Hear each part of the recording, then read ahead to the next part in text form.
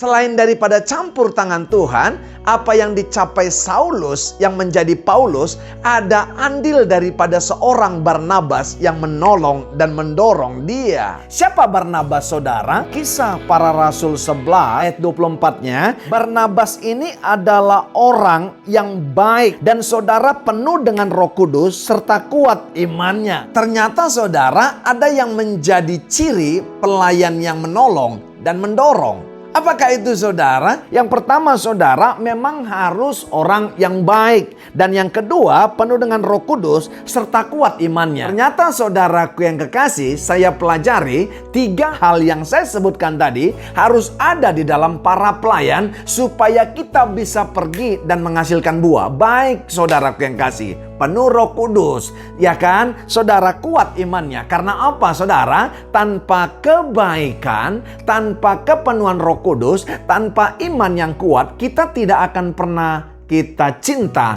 kepada jiwa-jiwa yang terhilang. Kenapa saudara? Tidak cukup saudara hanya style orang saja penuh dengan Roh Kudus dan berbahasa roh. Tapi saudara perlu yang namanya rekam jejaknya. Rekam jejaknya harus terkenal baik. Pak Ibu, pelayan-pelayan Tuhan, saya berkata kita harus punya kebaikan hati.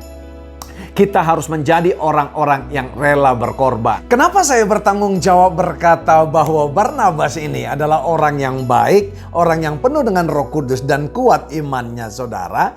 Dia menuntaskan pekerjaan saudara. Dia tidak bekerja dan menjadi pelayan yang setengah-setengah. Kenapa saudara? Orang yang dijumpai di Antioquia, jiwa-jiwa baru tersebut yang baru Kristen itu didudukkannya dulu saudaraku yang kasih. Dia tidak langsung mencari yang namanya Saulus. Dibereskannya dulu satu-satu yang jiwa baru, tapi dia tidak melupakan jiwa yang lama, yaitu Saulus. Ini yang saya katakan dahsyat dan luar biasa seorang Barnabas ini saudara. Banyak kelemahan-kelemahan kita, yaitu apa saudara? Kita belum tuntaskan jiwa yang baru ini, maka kita sudah pergi lagi saudara. Makanya kadang-kadang jiwa yang baru terlantar, jiwa yang lama juga terlupakan.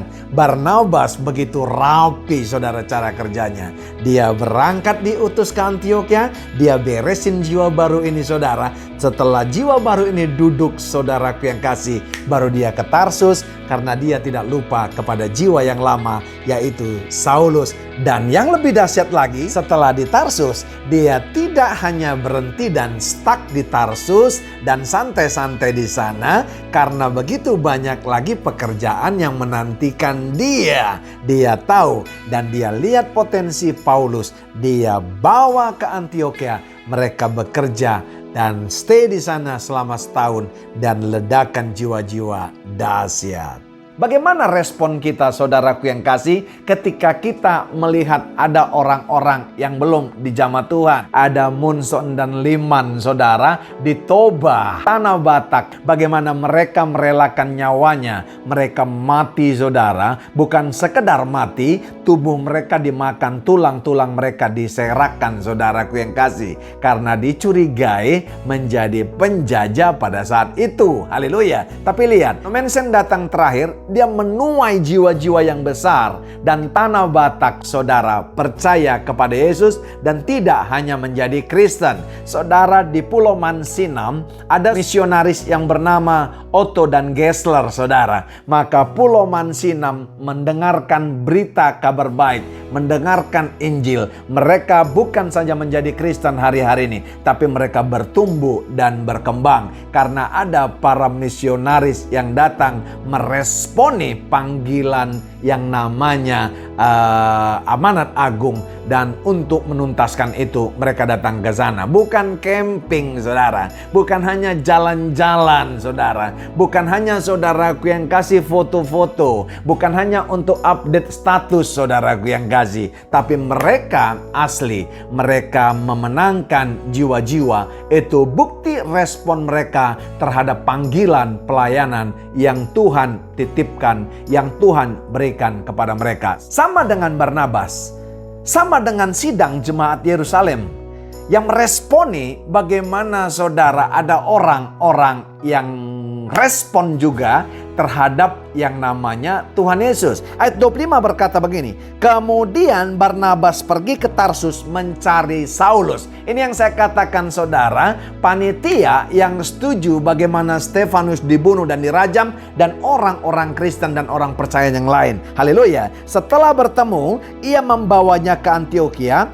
Keduanya tinggal di sana setahun penuh, serta mengajar orang-orang yang baru percaya, yang banyak jumlahnya itu. Di Antiokhia lah orang-orang percaya pertama kali disebut orang Kristen. Kenapa Barnabas saudara bablas sampai ke Tarsus menjemput yang namanya Paulus? Bukankah sidang Yerusalem hanya mengutus dia untuk ke Antiokhia, saudaraku yang kekasih? Haleluya. Menjadi menarik.